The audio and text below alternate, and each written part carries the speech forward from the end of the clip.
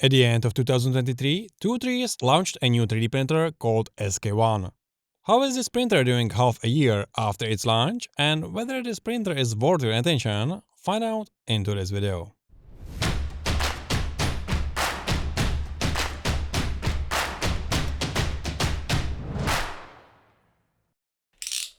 Before we start, I would like to say a few words. The 3D printer in this video was sent to me for review purposes and will remain for my use after the review is complete. All opinions in this video are my own. No one has any influence on the content of the video and no one is paying me for it. If you would like to support my work, you can do so by subscribing here on YouTube, on my social media and by sharing my videos. Today we will talk about the Two Trees SK1 3D printer. Because of the size of the box, I decided to remove the box from the printer in a slightly unconventional way. After removing all the foam fillers and releasing the box with the accessories, the printer was almost ready to use. While there are instructions included in the box, you can put the printer into operation without them. Video instructions for unboxing the printer, setting it up and getting it running for the first time can be found on the manufacturer's wiki page. I was a little disappointed with the first layer high adjustment, which is done with the paper. Connecting to Wi-Fi using the display was a piece of cake. When connected to Wi-Fi or using a LAN cable, the display shows the assigned IP address of the printer. At the heart of the printer runs Linux OS with Clipper firmware and Fluid web interface. This gives you significantly more possibilities to work with the printer. The printer has a print area of 256 to 256 to 256 mm. However, the dimensions of the entire printer are around 400 to 400 to 530 mm.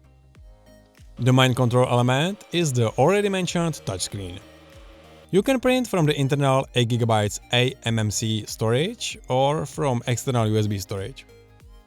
The print head has a filament sensor and accelerometer, which the printer uses to measure resonances for the input shaper. The printer uses an inductive sensor to home the Z-axis. The hot end is all metal with a maximum temperature of 300 degrees Celsius. The printer has Wi-Fi and LAN network connectivity.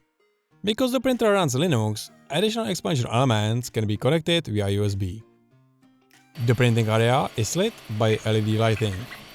A single-sided flexible steel sheet with a PI coating serves as the printing surface.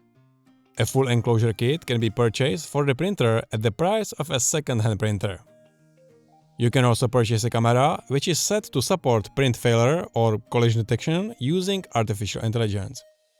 I didn't get the enclosure or camera to test, so I can't provide any kind of rating. Now, let's try to print something from the models supplied by the manufacturer. I used the supplied HS PLA filament for printing. I understood from the name that it is high-speed PLA. Unfortunately, as you can also see, white is probably the worst possible color for any visual evaluation. Therefore, for the second print, I used a different manufacturer's filament, but it did not have the high-speed label. As you can see, the filament for high-speed printing is really needed here. Of the models that can be downloaded to the printer, probably only the 3D Benchy boat is worth mentioning. The boat was printed in a very fast 60 minutes.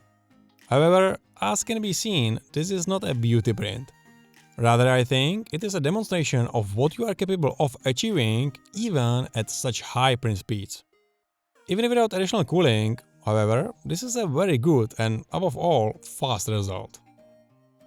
During my testing of the printer, several firmware versions were released. However, I can honestly tell you that each update brought more and more problems. In early June, there was an update to the manufacturer's website. In addition to a new and functional Dolan section, a wiki page was published. On the wiki page, you will find both tutorials on how to use the printer and the latest firmware. I have successfully upgraded the printer using the instructions on the wiki page. I was really pleased to find that Orca Slicer already includes an official profile for its printer, so I decided to test it right away. As a first print, I tried to prepare the Benchy boat to print profile 0.2 quality. This time, however, the print did not take 16 minutes, but 34 minutes. Looking at the deck and the top layers, in general, you can tell that the top layers here really don't look good. As a second model, I tried to print this print-in-place motorcycle.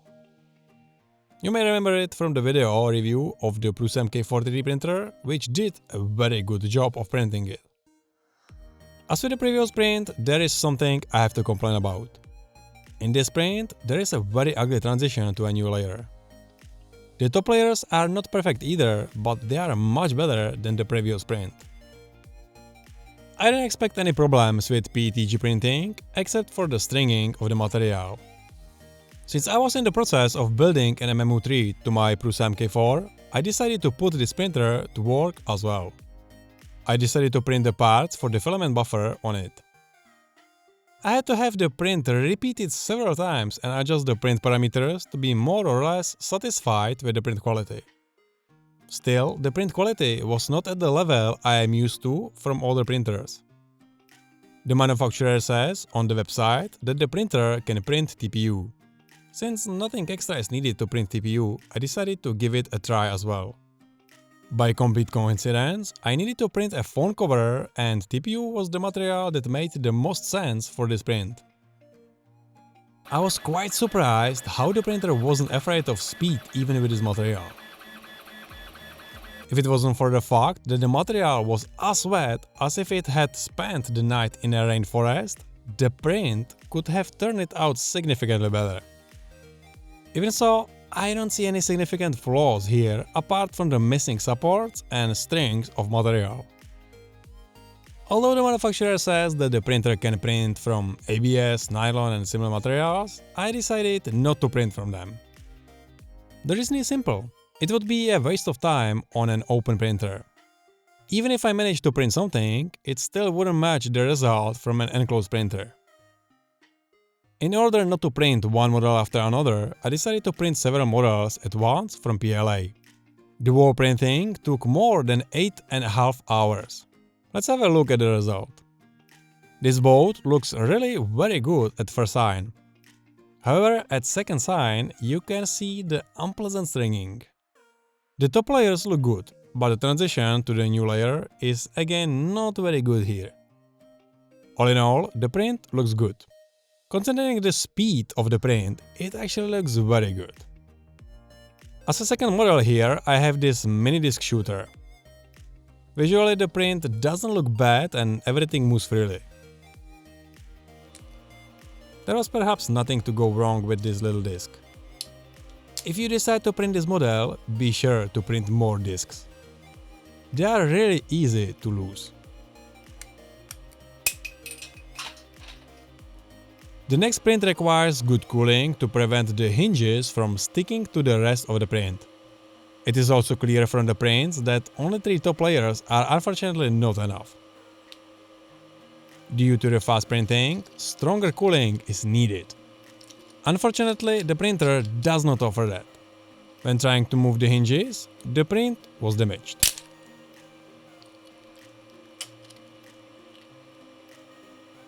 This model snowplow doesn't look bad at all and even works.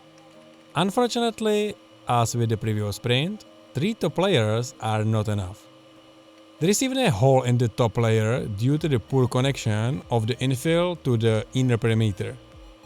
The rest of the print looks good. With this model of the phone stand, the strength of the print needs to be maintained. The faster the print, the lower the print strength. When trying to assemble the stand, there was a crack that destroyed this stand. Next I had a clicky macaron spinner. This macaron went together without a problem, and apart from a little stringing, the print was a success. Considering the size of the print, there is probably no point in looking for any flaws. There are not many of them. As the last model, I printed my own tolerance test. It was easy to remove all the cylinders from the print, which corresponds to a tolerance of 0.1 mm. Unfortunately, vertical artifacts appear on every model from this printer. You can see on the X and Y that the resonance compensation worked very well here. While we are looking at this model, let's take a look at its dimensions. On the X-axis, the print measured 34.84mm, which is 0.60mm less than it should have been. On the Y-axis, the print measured 34.82mm, which is 0.80mm less than it should have been. Now it's time to test a few features of this printer. First, I wanted to try changing the filament using the display. This can be done with a simple print pause. After stopping the print, the printer froze in place. After about a second, it ejected some filament from the nozzle and parked the print head. The rest of the filament change has to be done in the menu with the unload button. The load button had to be pressed to load the filament. Lastly, all that was needed was to click Continue for the printer to continue printing. Next, I wanted to test the very popular option of changing the filament during printing. While the printer does not support the M600 command, there is a pause macro in Klipper that works similarly. Since this test is identical to the previous test, let's move on to the next test. The printer has a filament sensor, so I decided to test it next. The printer detected the end of the filament and behaved the same as when it paused the print. The rest of the filament change needed to be done as with a manual filament change. However, I had to select the option to load new filament in the menu instead of unloading the old filament. This is because with the long PTFE tube, it would not be possible to remove that small piece of filament. The printer loaded the filament into the nozzle and extruded a large amount of filament which displaced the original material and stabilized the color of the new material. I then let the printer continue printing again. After printing for a while, I tried pausing the print using the display. During the pause, the printer ejected the filament from the nozzle and therefore not much filament leaked out. Still, I waited a moment before letting the printer resume printing. The printer did nothing to compensate for the spilled filament and continued as if nothing had happened. We will look at the test result in a moment. We still have to test the print recovery after power failure, but it worked as it should. The printer does not support power recovery at the moment. However, there is code in the printer that suggests that they are working on this functionality. Let's now take a look at the result of the functionality test of this printer. Note that every time the printer was paused, it left visible damage on the model in the form of spilled filament. This is caused by the nozzle stopping in place each time a pause was invoked. The nozzle waited in the place for about 1 second before moving away from the spot. The first test was to change the filament during printing using the screen. Due to the damage to the model, you can see exactly where the print pause occurred. Also, unfortunately, it can be seen that after resuming printing, the printer did not compensate for the spilled filament. Therefore, at the point where the printing was resumed, it can be seen that there was not enough filament in the nozzle. As a second test, I tried changing the filament during printing using a command from the slicer. Again, due to the damage to the model, you can see exactly where the print pause occurred. Here I probably clicked to resume printing faster than in the previous test. As a result, less filament leaked out of the nozzle and the space was able to be filled with enough material. The third test was the filament sensor test. The damage to the model here was significantly less than in the previous test. It can also be seen that the click to continue printing was very fast this time. This made the print continuation almost perfect. As a fourth test, I tried pausing the print using the screen. For this test, I wanted to test the compensation of the spilled filament while the nozzle is standing outside the printed object.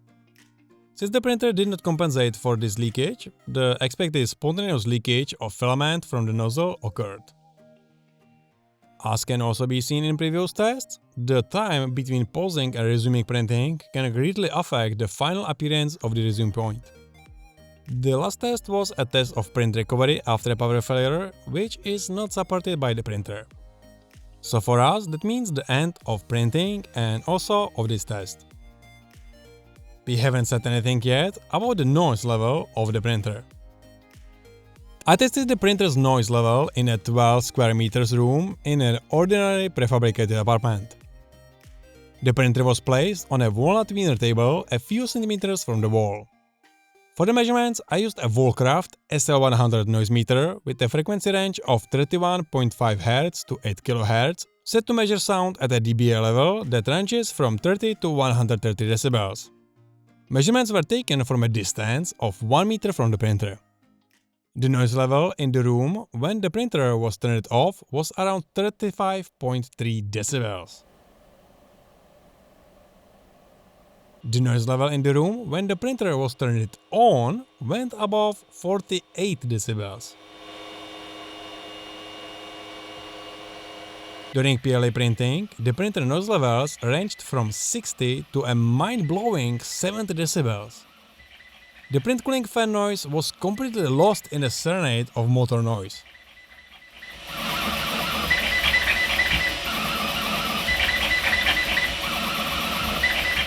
I also have to sadly say that this printer is by far the noisiest printer I have ever had on my desk. We've already talked about the printer components at the beginning of the video. Now let's take a closer look at these components. The heated bed is powered by a 24-volt power supply. It took approximately 2.5 minutes to heat it up to 60 degrees, and you can see very good but slightly inaccurate heat distribution in the video. The print pad has very well made stops, and therefore positioning the print pad is completely seamless. Unfortunately, scratching the magnet on the heated bed is unavoidable. The print head contains a small T1 THR version 1.0 motherboard with active fan cooling. It contains a Raspberry Pi RP2040 microcontroller, accelerometer, stepper motor driver, and more. It communicates with the main board via a serial interface, not a CAN interface as would probably be expected. I had an unused connector on the motherboard which, according to the description, was for the LED lighting of the print. I also had an unused connector that was probably supposed to be for the X-axis and stop button. These 4 holes are for the USB connector to update the firmware of this motherboard. The print head is equipped with an inductive sensor for the Z-axis homing. As mentioned, the extruder looks like a copy of Bondtech's LGX extruder and is equipped with a filament sensor. This detects only the end of the filament. The hot end is all metal with a maximum temperature of 300 degrees Celsius and also resembles another manufacturer's product. Inside the printer body is a 2-3 T1 version 1.0 motherboard with 8GB eMMC storage. It is a combination of a printer motherboard and a Linux computer. As stepper motor drivers, TMC2209 are used here. The inside of the printer is actively cooled by 3 powerful but very noisy fans. Since the print head has its own motherboard, we are left with many free connectors available for use on this motherboard. These include, for example, these 2 unused connectors for connecting heaters, which can be found in the heat block, for example. There is also an unused connector for connecting the accelerometer, which is also found in the print head. Below this connector are 2 slots for thermistors and various end stops that are not used by the printer. The print head is in fact equipped with an inductive sensor for Z-axis homing, and the printer does X and Y sensorless homing. There are also several connectors for connecting other components such as LED lighting or controllable fans. The printer is powered by a single 24-volt power supply with 350-watt output. On the outside of the printer, there is a LAN connector, 1 USB 2.0 connector, and 1 USB 3.0 connector, a connector for serial communication with, for example, a screen, and an external Wi-Fi antenna. A power connector and a switch for switching on the printer are also located on the side of the printer. The printer has linear rails of unknown origin on all axes. On the x-axis, the rails are very precisely made and the printhead holds very well in place. The z-axis is controlled by 3 independent stepper motors with a trapezoidal screw, which allow the printhead to be aligned significantly better than using simple unevenness compensation. I probably don't need to say much about the Klipper firmware and the fluid web interface. For most mortals, there are plenty of videos and articles on the internet describing what it's all about. For those unfamiliar, it is a very nice and easy to understand user interface. To be able to monitor the printer, you can buy the original webcam, which I didn't have, or you can plug a regular webcam into USB 2.0 and then enable it in the fluid interface. The original printer enclosure does look very good and functional, but I didn't have it and unfortunately at the current sale price, I will have to avoid it.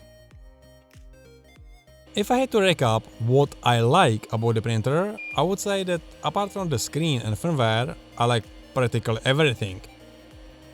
I have to give a big compliment for the design of the printer because it is really very well finished. The printer is solid and stable even at high speeds. Even though the printhead only communicates via a serial interface, I haven't had a single problem associated with it. The printer runs Linux and Klipper, which gives you the freedom to change anything you can think of in the printer. You are only limited by your imagination, knowledge, and the limitation of the available hardware. Despite everything good, there are unfortunately a few things I don't like. I have encountered a few problems and imperfections while using the printer. The biggest imperfection is the firmware and configuration of the printer. The firmware in the printer sometimes recognizes and sometimes doesn't recognize a connected external drive or USB camera. The macro for the filament sensor only beeps and flashes when the filament is inserted, but it doesn't even try to load the filament. The display firmware is full of bugs and very often the display shows false readings or does not respond at all. In the latest version, it already shows print thumbnails, but in previous firmware versions, this was not the case. Incredibly rushed print profiles with inappropriate parameters resulted in very poor print quality. Filament change sometimes caused a filament jam in the hot end. Removing it required disassembly of the printhead and a complicated process to release the jammed filament. The PTFE tube inserted into the printhead was wearing very noticeably during printing. Its 2mm inner diameter created unnecessary friction on the filament and its attachment to the corner of the printer was sloppy.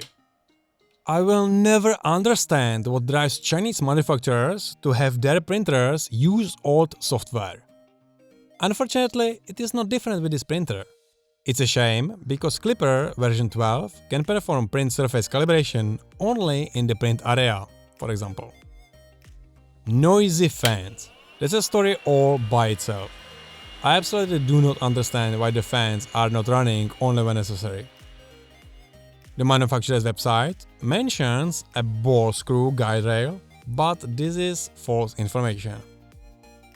Also, the Z-axis alignment is not as truthfully presented on the manufacturer's website as it is in reality. The design of the printer only allowed for Z-axis alignment in the order of millimeters, not centimeters.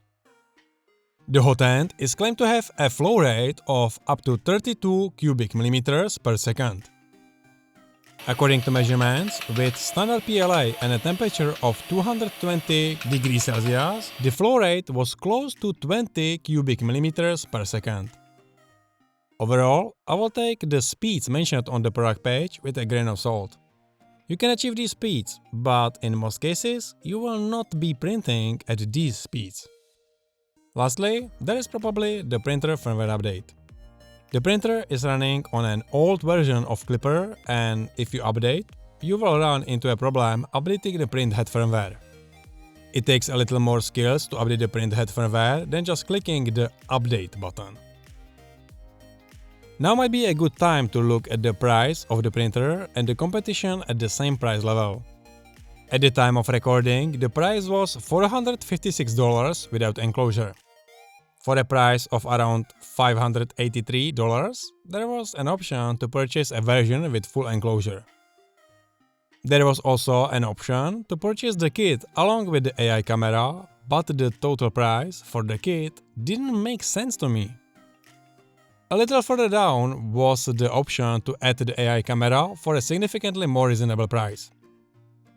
Although the printer is among the cheaper ones on the market in its category, it has some pretty strong competition. With the same print area, I could name for example the Bambulab P1P priced at around $499. The P1P is more expensive, but the price already includes a camera for print monitoring, a very good slicer called Bamboo Studio, cloud support, and you can send print to the printer using your mobile phone from MakerVault's extensive model database. In addition, the printer supports printing up to 16 colors using the MS extension and is significantly quieter compared to the SK1. Calibration of the first layer is fully automatic without user intervention. For a price of around $550, it was possible to purchase the Creality K1C. The K1C is only available in full enclosed, and the price already includes a camera for print monitoring, a slicer called Creality Print, cloud support, and prints can be sent to the printer using a mobile phone from Creality Cloud Model database. Calibration of the first layer is fully automatic without user intervention. The last one I kept here was the Shiditech Q1 Pro, which was priced around $490 at the time of the recording. It's basically another enclosed printer with a camera for print monitoring and fully automatic calibration without user intervention.